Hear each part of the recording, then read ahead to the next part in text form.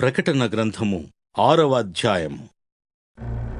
ఆ గొర్రెపిల్ల ఆ 7 ముద్రలలో మొదటి దానిని విప్పినప్పుడు నేను చూడగా ఆ 4 జీవులలో ఒకటి రమ్ము అని ఉరుము వంటి స్వరముతో చెప్పుట వింటిని. మరియు నేను చూడగా ఇదిగో ఒక తెల్లని గుర్రము కనబడింది. దాని మీద ఒకడు విల్లు పట్టుకుని కూర్చుండి ఉన్నాడు. అతనికి ఒక కిరీటం ఇయ్యబడింది. అతడు జయించుటకు బయలువెళ్ళాను. ఆయన 2వ ముద్రను విప్పినప్పుడు రమ్ము అని 2వ జీవి చెప్పుట వింటిని. అప్పుడు ఎర్రనిదైన వేరొక గుర్రము బయలువెళ్ళాను.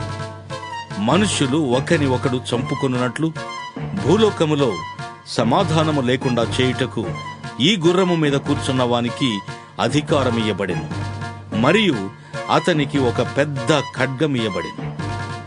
ఆయన 3వ ముద్రను విప్పినప్పుడు రమ్ము అని 3వ జీవి చెప్పుట వింటిని. నేను చూడగా ఇదిగో ఒక నల్లని గుర్రము కనబడెను. దాని మీద ఒకడు త్రాసు చేత పట్టుకొని కూర్చుండి ఉండెను. మరియు దేనారమునకు 1 సేరు గోధుమలు, దేనారమునకు 3 సేర్ల యవలు, నూనెను ద్రాక్షారసమును పాడు చేయవద్దు అనియు ఆ 4 జీవుల మధ్య ఒక స్వరము పలికినట్టు నాకు వినబడెను. ఆయన 4వ ముద్రను విప్పినప్పుడు అని 4వ జీవి చెప్పుట వింటిని. అప్పుడు నేను చూడగా ఇదిగో పాండుర వర్ణము గల ఒక గుర్రము కనబడెను. దాని మీద కూర్చున్న వాని పేరు మృత్యువు. పాతాళ లోకము వానిని వెంబడించెను. ఖడ్గము వలనను, కరవు వలనను, మరణము వలనను, భూమిలో నుండి క్రూర మృగముల వలనను భూనివాసులను చంపుటకు భూమి యొక్క 4వ భాగము పైన అధికారము వానికి ఇయ్యబడెను. ఆయన 5వ ముద్రను విప్పినప్పుడు దేవుని వాక్యము నిమిత్తమును తాము ఇచ్చిన సాక్ష్యము నిమిత్తమును వధింపబడిన వారి ఆత్మలను బలిపీఠము క్రింద చూచితిని. వారు సత్యస్వరూపీ పరిశుద్ధుడా, ఎందాక తీర్పు తీర్చుకయు మా రక్తము నిమిత్తము భూనివాసులకు ప్రతిదండన చేయుకయు ఉందువు అని బిగ్గరగా కేకలు వేసిరి. తెల్లని వస్త్రము వారిలో ప్రతివానికియబడెను.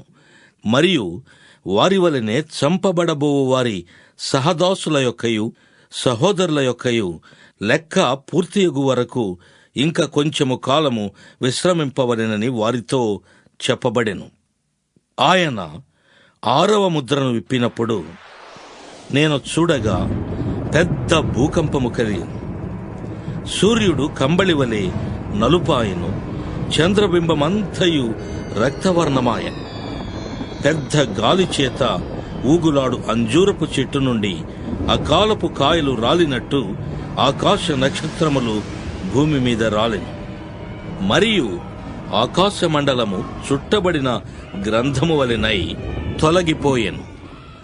ప్రతి కొండయు ప్రతి ద్వీపమును వాటి స్థానములు తప్పెను. భూరాజులను, ఘనులను, సహస్రాధిపతులను, ధనికులను, బలిష్ఠులను, ప్రతి దాసుడును, ప్రతి స్వతంత్రుడును కొండ గుహలలోను బండల సందులలోను దాగుకొని సింహాసనాసీనుడై ఉన్న వాని యొక్కయు గొర్రెపిల్ల యొక్కయు ఉగ్రత మహాదినము వచ్చను. దానికి తాళజాలిన వాడెవడు? మీరు మా మీద పడి ఆయన సన్నిధికిని గొర్రెపిల్ల ఉగ్రతకును మమ్మును మరుగు చేయుడి అని పర్వతములతోనూ బండలతోనూ చెప్పుచున్నారు.